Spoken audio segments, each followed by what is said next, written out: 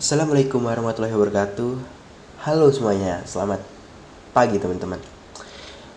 Kali ini gua mau ngebahas mengenai tugas pertama kita di mata kuliah struktur data dan algoritma, teman-teman.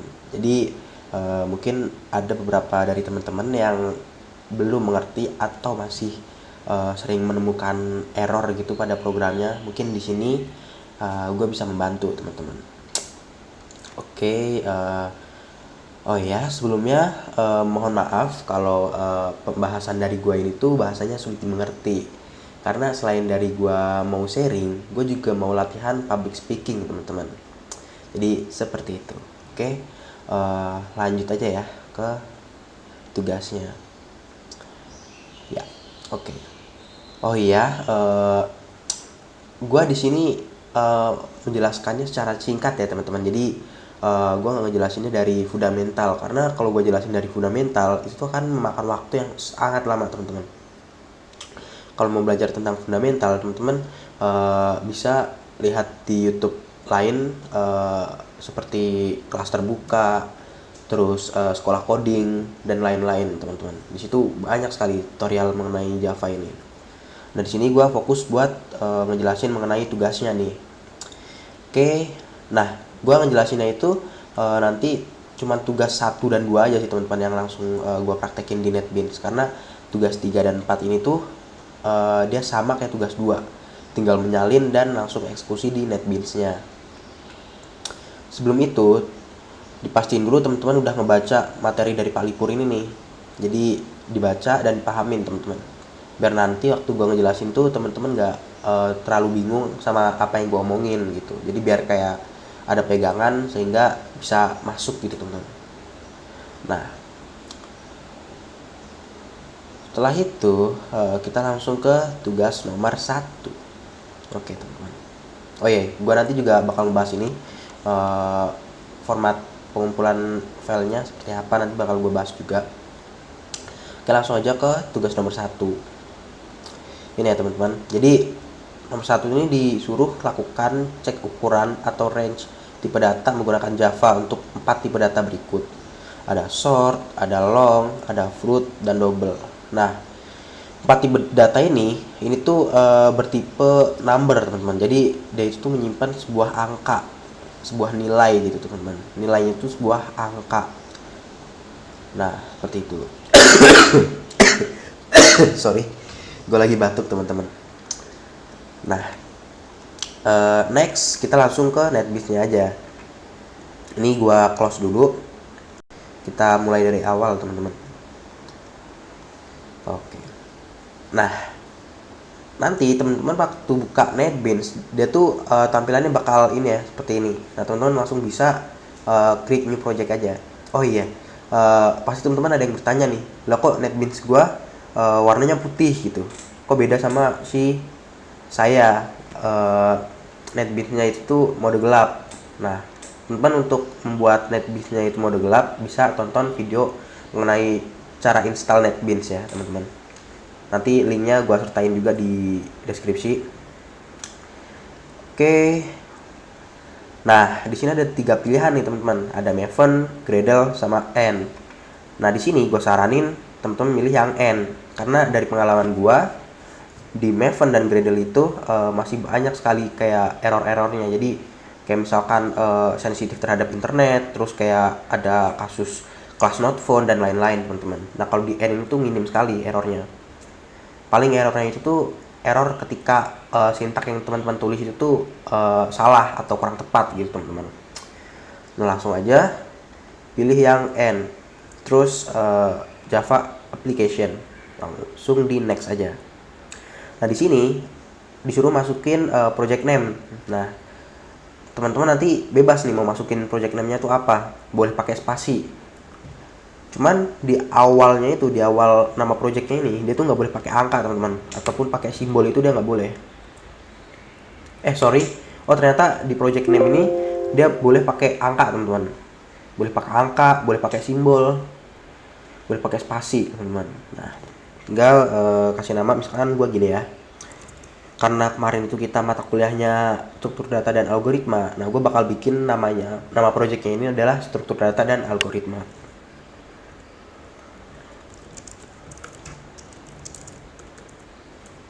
Nah, seperti ini.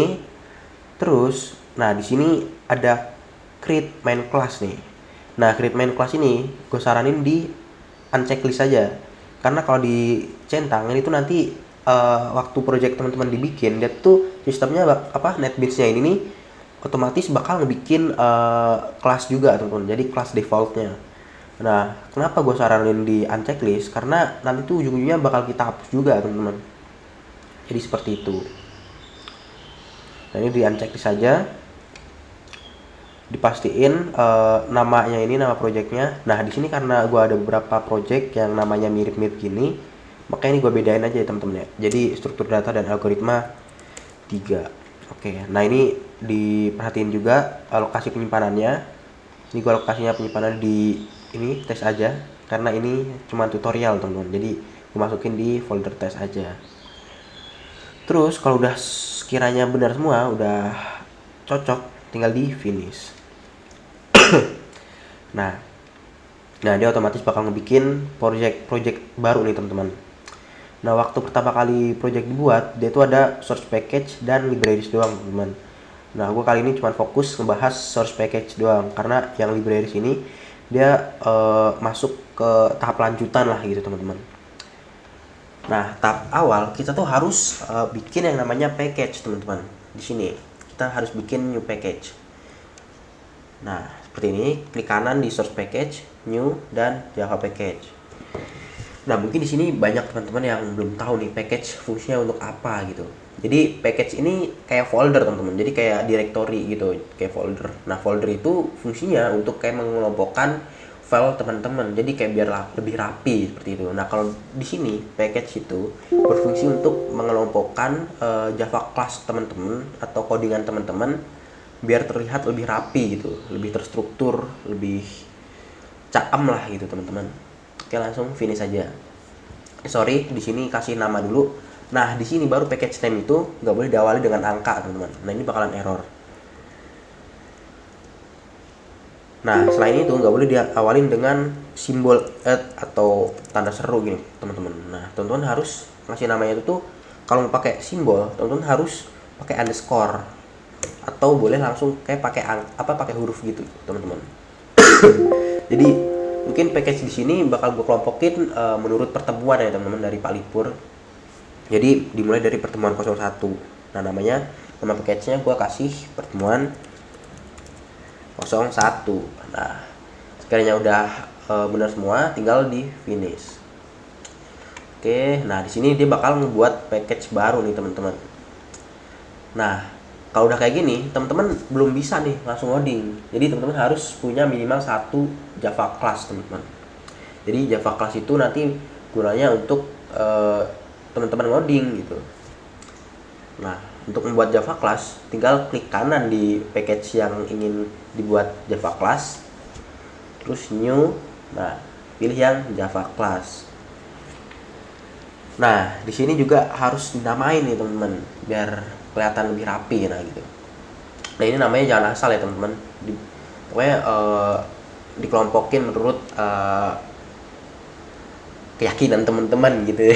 Udah kayak agama aja, keyakinan. Nah, pokoknya menurut teman-teman tuh enaknya dinamain apalah gitu. Pokoknya jangan asal gitu deh.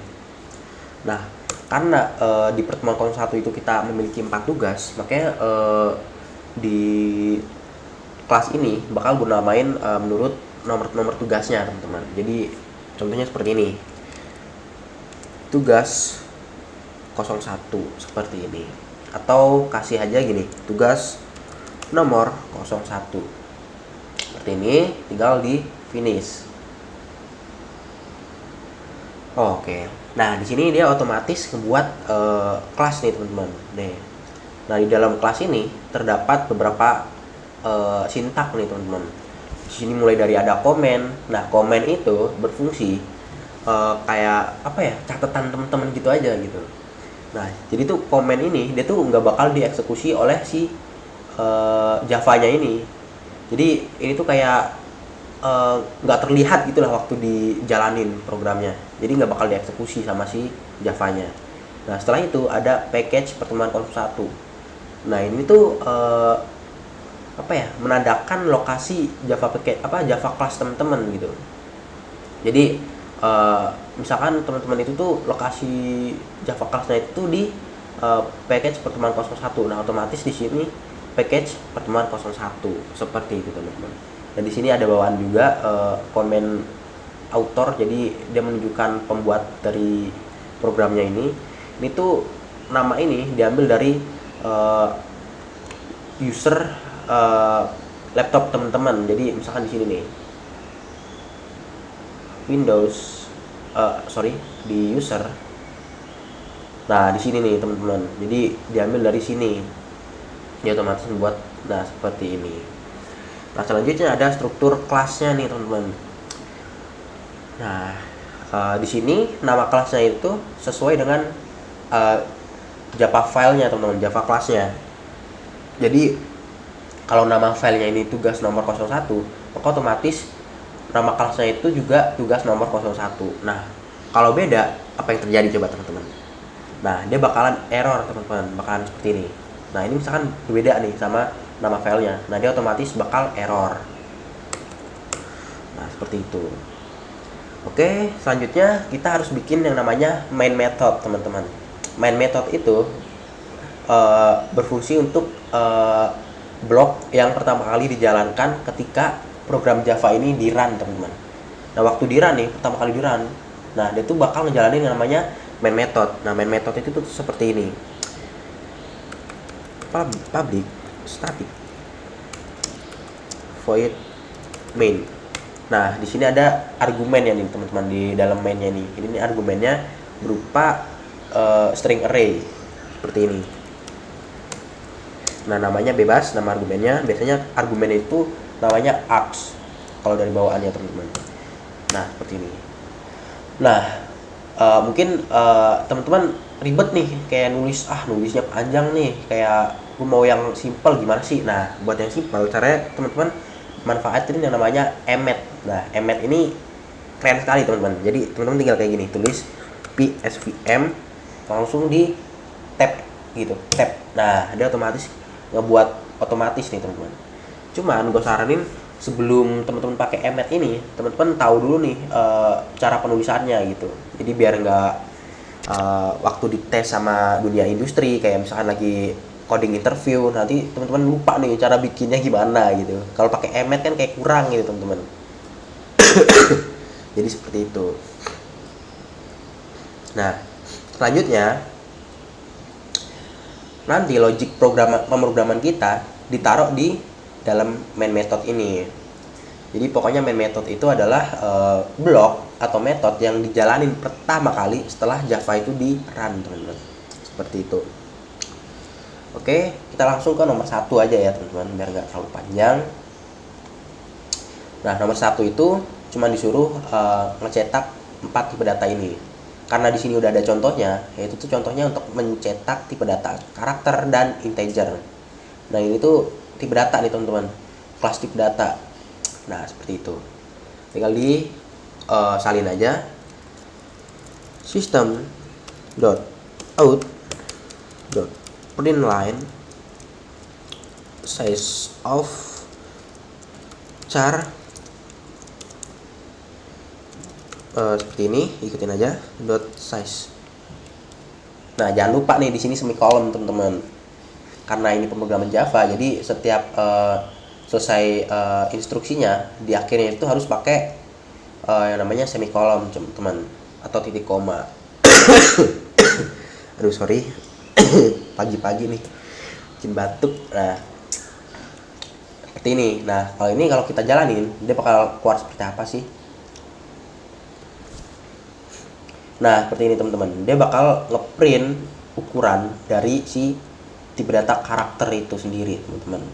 Ini, nah ini tuh bebas nih, ini adalah string teman-teman. Jadi string dikombinasikan dengan tipe data integer atau long ya, lupa saya teman-teman. Itu ya integer. Nah ini, jadi dikombinasikan dengan tipe data integer.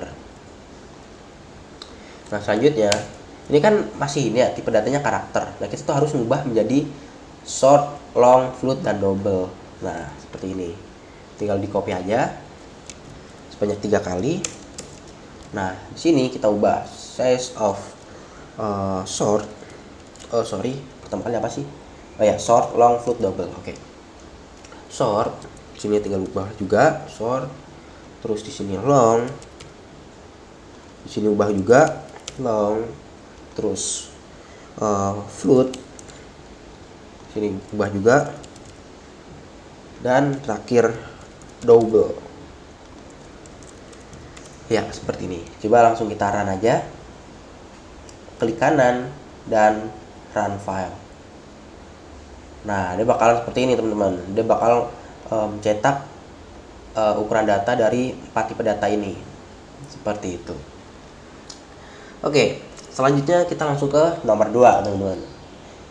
Kita ulangi lagi cara pembuatan kelas. Untuk package pertemuan 01, klik kanan, new, terus ke Java class. Kita namain yaitu tugas nomor 02. Langsung di finish. Nah, kita ulangi juga bikin main methodenya yaitu psvm tab. Nah, langsung kita salin aja nih ya teman-teman. Nah, ini sementara gua pause dulu buat ngenyalin codingan tersebut. Nah, di sini udah gua ini nih teman-teman, udah gua salin, udah mirip lah, semirip mungkin dengan PDF yang punya Pak Lipur. Nah, ini udah gua copy semua. Nah, seperti ini. Nah, ini banyak errornya nih teman-teman. Kenapa? Karena kita belum menambahkan library-nya teman-teman. Jadi setiap setiap variabel reference ini dia tuh harus diimport teman-teman, package-nya. Jadi harus kita import. Nah, ada 2 cara nih untuk mengimport. Ada 3 cara. Yang pertama, yang paling gampang itu tuh tinggal pencet yang tombol icon lampu ini. Nah, tinggal add import. Nah, dia otomatis menambahin sendiri ini teman-teman library-nya. Nah, yang selanjutnya ada yang namanya shortcut teman-teman. Jadi teman-teman tinggal pencet di keyboardnya Alt plus Enter. Nah, dan nanti otomatis muncul gini. Tinggal add import aja. Nah, atau teman-teman bisa nulis manual nih teman-teman importnya. Cuman gue saranin sih pakai 2 cara yang awal tadi aja biar nggak ribet. Nah, di sini masih ada merah juga nih. Jadi teman-teman harus import juga sama seperti cara sebelumnya. Nah, import aja. Nah, ini udah nggak ada yang merah nih teman-teman. Nah, selanjutnya ini coba gua run ya. Ini gua run. Nah, dia ada tulisan masukkan bilangan. Nah, ini masukin bilangan teman-teman. Jadi teman-teman harus masukinnya itu adalah berupa angka, nggak boleh pakai spasi, simbol, huruf dan lain sebagainya. Pokoknya harus angka teman-teman. Misal 10, enter. Nah, ini adalah bukan prima. Oke, ini bakal gua jelasin satu persatu barisnya. Oke, yang pertama di sini ada 2 variabel nih teman-teman. Ada variabel string dan juga variabel integer. String ini dia tuh menampung data berupa huruf. Pokoknya data berupa gabungan dari beberapa huruf teman-teman.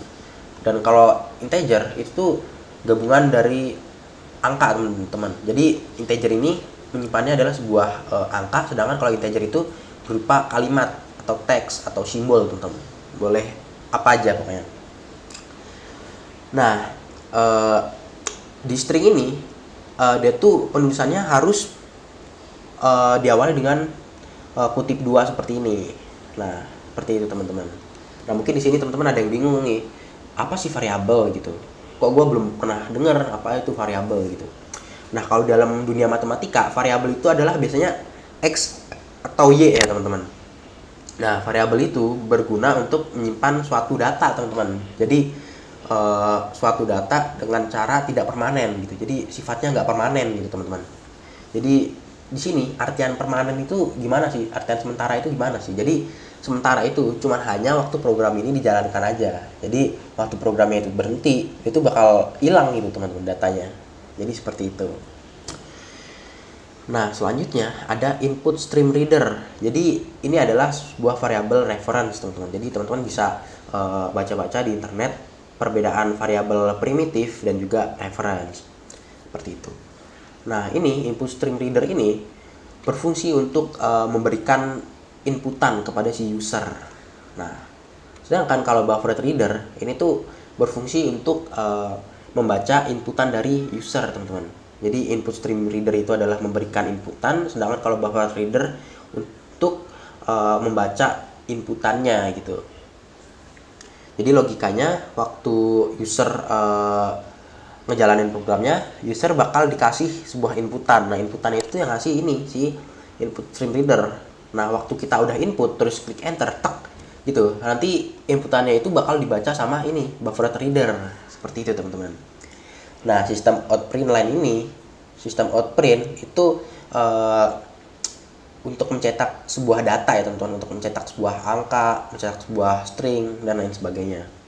Nah, di sini perbedaannya ada dua nih teman-teman, ada print dan print line seperti ini contohnya. Yang biasa digunakan yaitu print dan print line. Nah, ada ini teman, ada yang lain gitu, yang printf dan lain sebagainya. Cuman yang di sini yang paling sering digunakan yaitu print biasa dan juga print ln atau print line. Nah, perbedaan dari dua ini, kalau print biasa ini mencetak di satu baris yang sama, sedangkan kalau print line ini dia mencetak di baris yang berbeda, teman-teman. Jadi istilahnya inline dan block, teman-teman. Seperti itu. Jadi contohnya seperti ini. Nah, kalau pakai print biasa, dia bakal nyatu gitu, teman-teman. Jadi printnya di satu baris gitu. Nah, kalau kita coba yang print ln, kita coba. Nah, dia bakal di baris yang baru gitu, teman-teman. Jadi beda baris gitu.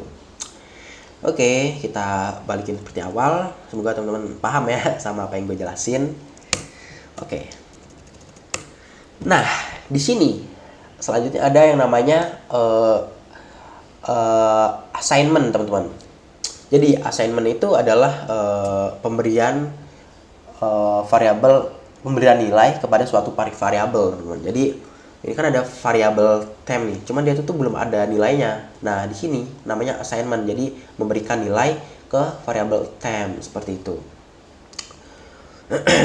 Nah, ini tuh br.readline artinya tuh yang tadi buffered reader. Jadi buffered reader harus disuruh membaca dari inputan yang kita input tadi, seperti itu. Nah, selanjutnya ada ini. Nah, ini tuh assignment juga, teman-teman. Cuman value-nya itu ada proses casting gitu, teman-teman. Jadi casting itu apa sih? Jadi itu casting itu adalah merubah tipe data A ke tipe data B gitu, teman-teman. Jadi contohnya merubah dari tipe data string ke tipe data integer. Jadi seperti itu. Nah, ini tuh sintaknya untuk merubah tipe data string ke tipe data integer. Oke. Bentar ya minum, teman-teman. Seret. Oke. Lanjut. Selanjutnya ada if clause, teman-teman, atau percabangan. Jadi percabangan ini berfungsi untuk apa ya, teman-teman? Mengeksekusi jika ada kondisi tertentu gitu, teman-teman. Jadi misalkan ada suatu kondisi nih. Nah, teman-teman mau jika kondisi tersebut mau mengeksekusi sintak ini gitu. Jadi kayak apa ya, teman-teman ya? Bahasanya itu seperti ini. Oke nih. Jadi bahasanya itu seperti ini. Oke, nah percabangan sendiri adalah cara yang digunakan untuk mengambil sebuah keputusan apabila di dalam program dihadapkan pada kondisi tertentu, teman-teman. Jadi kalau ada kondisi tertentu, kita tuh bisa ngasih keputusan gitu, teman-teman. Oke, seperti itu. Nah, di sini kondisinya itu tuh jika yang diinputin user kurang dari 2. Nah, di sini if jika nilai yang diinput sama user kurang dari 2, maka sistem berhenti. Nah, ini system.exit 0 ini adalah sintak untuk mengeluarkan sistemnya gitu, teman, untuk memberhentikan sistemnya seperti itu. Contohnya seperti ini.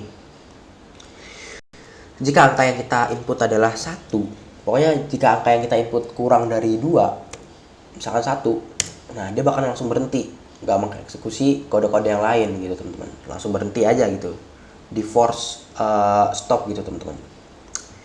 Selanjutnya di sini ada looping atau perulangan teman-teman. Perulangan itu dia tuh berfungsi untuk menjalankan sebuah kode blok di dalamnya, ini kode blok ini berulang-ulang teman-teman, sampai suatu kondisi di dalam for-nya ini terpenuhi. Jadi ketika kondisinya itu tuh jika kondisi di sini tuh tidak terpenuhi, maka bakal berhenti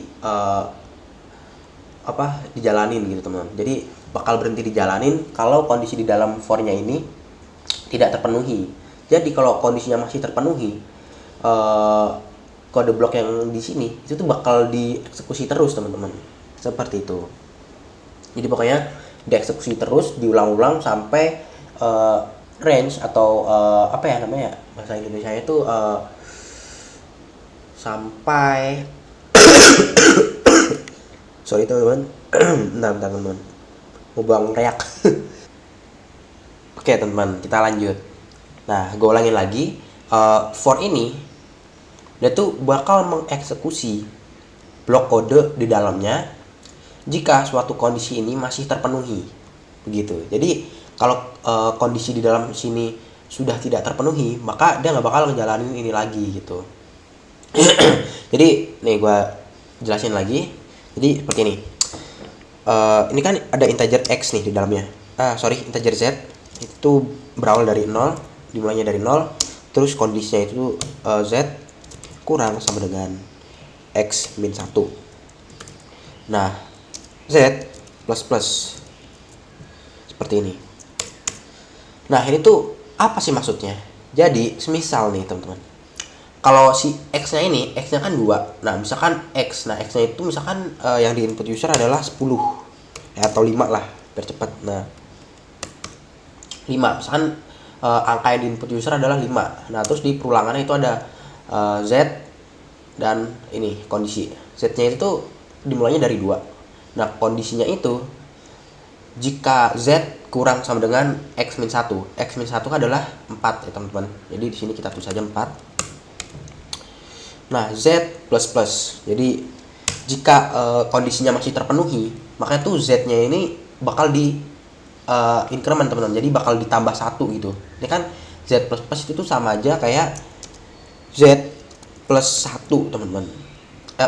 Z nggak sinkron nih. Nah, z plus 1 seperti ini. Jadi setiap perulangan itu, setiap mengulang gitu, z-nya ini bakal berubah terus teman-teman, nilainya bakal berubah dengan yang ditentuin di sini, yaitu bakal berubah 1 gitu teman-teman. Jadi bakal ditambah 1 seperti itu.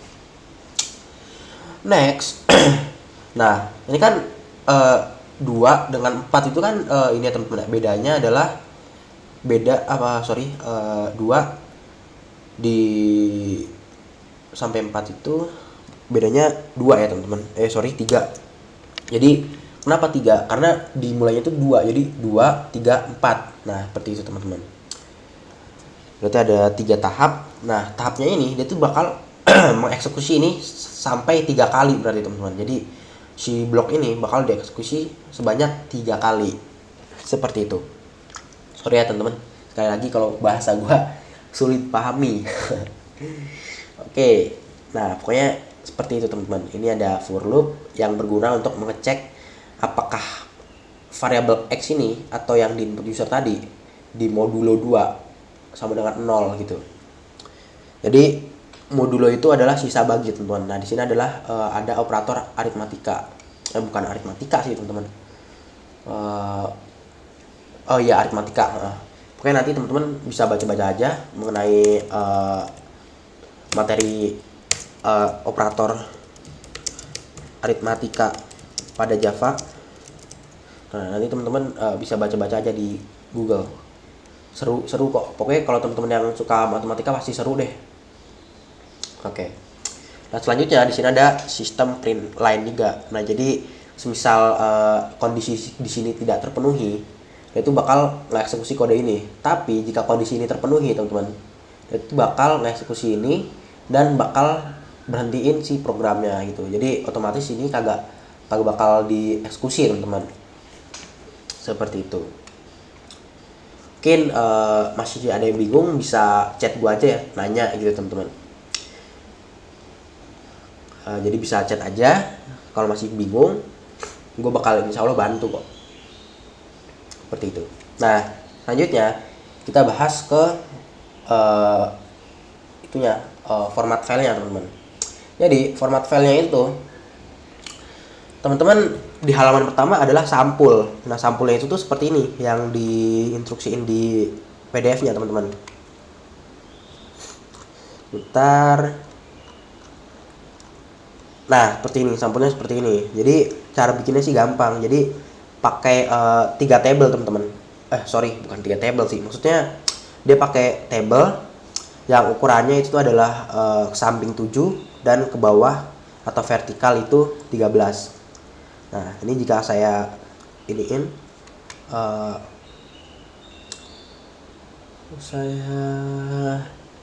bentar teman-teman. Table aku nggak ada ya. Pokoknya ini nanti kalau nggak di merge gitu, dia bakalan ada 7 kotak teman-teman. Nah, ini kelihatan cuma ada 1, 2, 3, 4, 5, 6 karena udah saya merge yang ini teman-teman. Jadi ini ada 2 table yang saya gabungin. Nah, seperti itu. Oke, nah untuk halaman selanjutnya baru tuh isinya tugas-tugas teman-teman. Jadi di sini pertama ada tujuan tugas. Nah, tujuan tugas itu isinya seperti ini, kayak memahami. Jadi tujuan dari tugas yang teman-teman kerjain itu apa sih gitu pokoknya. Nah, kalau saya seperti ini. Pokoknya sorry ya teman-teman ya kalau gua labil ngucapin saya atau gua karena ya gitu. Sering pakai gua, sering pakai saya juga. Jadi seperti ini. Nah, jadi pertama memahami algoritma, memahami cara mencetak sebuah tulisan, output, dan memberikan masukan untuk user atau input. Lalu ketiga, mengetahui ukuran dari beberapa tipe data. Terus keempat, memahami dasar percabangan. Kelima, memahami dasar looping, khususnya while dan for loop. Karena di tugas nomor 2 itu, kita ada loop for, dan tugas nomor 3 adalah pakai while teman-teman. Jadi, gua tulisnya while dan for, gitu. Selanjutnya ada dasar teori. Nah, dasar teori ini itu apa ya teman-teman? Penjelasan singkat lah gitu tentang teori yang teman-teman dapetin dari tugas ini gitu. Nah, tentang ilmu yang teman-teman dapetin dari tugas ini tuh apa? Kalau gua sih gini, simple teman-teman. Nggak usah panjang-panjang. Nah, ini pembahasannya nih. Nah, pembahasan ini dia tuh berupa mengenai penjelasan singkat tentang proyeknya, tentang programnya, dan juga disertai dengan ini teman-teman, source code-nya. Jadi penggalan source code teman-teman. Jadi nggak dimasukin full gitu source code-nya, nggak, cuman dikasih kayak penggalan-penggalannya aja. Jadi kayak sistem outprint line ini fungsinya apa, tadi kan udah saya jelasin, udah gua jelasin fungsinya untuk apa. Nah, teman-teman tinggal tulis ulang aja pakai bahasa teman-teman masing-masing. Seperti itu. Nah, ini contohnya. Pokoknya ngejelasin aja dari penggalan-penggalan kodenya teman-teman. Seperti ini. Nah, berikutnya ada hasil nih teman-teman. Hasilnya itu berupa output dari programnya teman-teman gitu. Nah, ini berupa output saya. Mungkin di sini teman-teman ada yang bingung nih cara bikin seperti ini tuh gimana gitu. Nah, kalau pakai Google Docs teman-teman gampang banget. Teman-teman tinggal install add-ons-nya aja. Nah, ini saya udah install. Nah, ntar ini saya hapus. Hapus dulu. Nah, ini saya hapus dulu.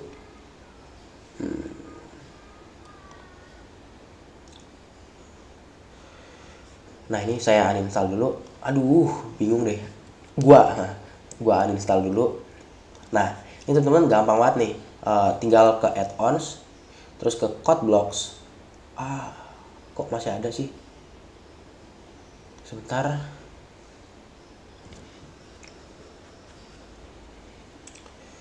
Nah, gini aja nih teman-teman.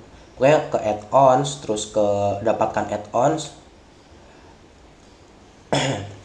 Terus nah di sini cari aja CodeBlocks. Nah, ini teman-teman tinggal pilih yang ini aja nih, jangan yang ini. Yang ini aja, yang downloadnya banyak. Terus pencet yang install. Lanjutkan. Nah, ini teman-teman tinggal login aja pakai Google-nya teman-teman masing-masing. Lalu dipilih, lalu di sini izinkan. Tungguin aja sampai prosesnya selesai. Nah, di sini selesai. Lalu ini bisa di close. Nah, ini teman-teman tinggal copy aja nih codingan dari NetBeans teman-teman, misalkan ini ya. Mau gua copy. Terus pastein ke sini. Contohnya seperti ini. Aku pastein ke sini. Nah, ini kan belum ada ini nih kayak gini nih. Tinggal di blok aja, terus ke add-ons tadi, ke CodeBlocks. Nah, ini tinggal di start. Nah, tungguin aja prosesnya. Nah, di sini teman-teman pilih nih bahasa pemrogramannya atau apa. Kan kita lagi ngoding Java nih, tinggal pilih Java aja. Di Java. Nah, ini terus temanya nih. Kalau gua sih temanya pakai Agate, teman-teman. Nah, terus ini tinggal dipilih nih mau no background hitam gini atau pakai background hitam. Nah, kalau mau pakai background hitam gini, teman-teman tinggal bisa cek di sini aja. Nah, terus pencet yang format. Nah, ini otomatis bakal ke format, teman-teman. Seperti itu. Oke, ini gua delete lagi. Aduh, sorry. Gimana nih delete-nya? Oh ya. Nah, seperti ini. Oke, selanjutnya tinggal yang hasil nih. Hasilnya tinggal teman-teman SS-in aja output dari NetBeans-nya. Tinggal di SS, tinggal masukin. Terus jangan lupa nih, ini kayak dikasih tanda ini. Tugas berapa gitu, teman-teman. Nomor berapa gitu. Nah, terus selanjutnya ada kesimpulan. Nah, kesimpulan ini adalah kesimpulan apa sih yang teman-teman dapat dari project tersebut gitu. Nah, kalau gua kesimpulan dari praktikum ini adalah untuk memahami fungsi-fungsi beberapa sintak, terutama mengenai input, output, percabangan, dan perulangan, serta memperkuat logika pemrograman pada Java, seperti itu. Nah, selanjutnya ada listing program. Nah, listing program ini adalah source code lengkap dari codingan teman-teman. Nah, seperti ini. Terus jangan lupa juga dikasih nama Java class-nya. Ini kan saya data type size ya. Ini kan gua ini ya, data type size ya. Itu beda dari yang tadi gua tutorialin, teman-teman. Itu gua ambil dari sini. Project gua. Sorry, bukan yang ini. Nah, yang ini. Nah, seperti ini, teman-teman. Itu diambil dari ini, nama ininya nih, data type size.java, seperti ini. Nah,